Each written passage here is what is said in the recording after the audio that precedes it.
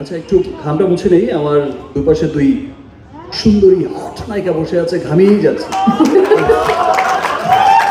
তো মিমের কথা তো আমি ফেলতেই পারবো না, নো, অসম্ভব ব্যাপার। আচ্ছা ওকে। ভীষণ কষ্ট পাবে। তোমার কি বোর লাগছে আমাকে তুফান লুকে দেখে? না, আমার তো বোর লাগবে না। সুন্দর লাগছে তো আমাকে? ভীষণ। এখন পাশে যারা বসে আছে এর মধ্যে যদি আর 5 নায়িকার কথা বলতে যাই, একটা বিপদ আছে বাবা।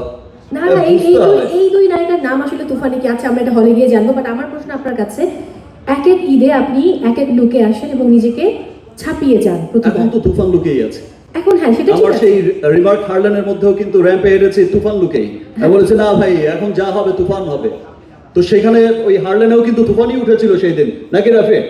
এটা তো পুরো ট্রেন্ডে গেছিল। ওই পরের কিছু আসা পর্যন্ত আপনি তুফান লুকেই থাকবেন, কিন্তু আমার প্রশ্ন হচ্ছে আপনি বোরিং হন না? তোমার কি বোর লাগছে আমাকে তুফান লুকে দেখে? না, আমার তো বোর লাগবে না। সুন্দর লাগছে তো আমাকে? ভীষণ। হ্যান্ডসাম। আচ্ছা, আমি যদি আরেকটু জানতে চাই, রায়হান রাফি খুবই দুষ্টু প্রকৃতির একজন পরিচালক, সবাই এটা জানেন। উনি কোনো কিছু বলেন না, গোপন রাখতে চান, সুরঙ্গে সব আটকে রাখেন। আপনাকে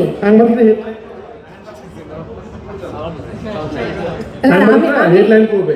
আমি একটু পজিটিভ অর্থে বলেছি, মানে পরের প্রশ্নে যাই। প্লিজ এটা দিয়েন না। হেডলাইন হবে দুষ্টু প্রকৃতির পরিচালক রায়হান রাফি কে বললেন মো। ভিতর অনেকে তো ভিতরটা পড়ে না। ও রাফি আচ্ছা, ভাই। রায়হান রাফি ঠিক, ও আসলেই খারাপ। কিন্তু রাফি, আমি চেঞ্জ করে দাও। রাফি মোয়ের কথাটা আমি এন্ডোর্স করছি। থ্যাংক ইউ শাকিল ভাই। এমনি আমার জীবন অনেক তুফান টর্নেডো বয়ে যাচ্ছে। যাই হোক, আমি একটু যাই আবার শাকিব খানের কাছে। শাকিব ভাই, আমার প্রশ্ন শেষ হয়নি। মানে আমার প্রশ্ন হচ্ছে যে, যেটা বলছিলাম, উনি তো নিশ্চয়ই আপনাকে অনেক কিছু বলেছেন যে এটা বলা যাবে না, এটা বলা যাবে না, এটা বলা যাবে না, এটা বলা যাবে না। যাবে না লিস্ট অনেক লম্বা। সেই লিস্ট থেকে একটা যদি আমাদেরকে আজকে শেয়ার করেন, এমন কোনো গোপন তথ্য যেটা আমার সাংবাদিক ভাইয়েরা খুশি হবে। আচ্ছা, একটু ঘামটা মুছে নেই। আমার দুপাশে দুই সুন্দরী হট নায়িকা বসে আছে, ঘামিয়েই যাচ্ছে।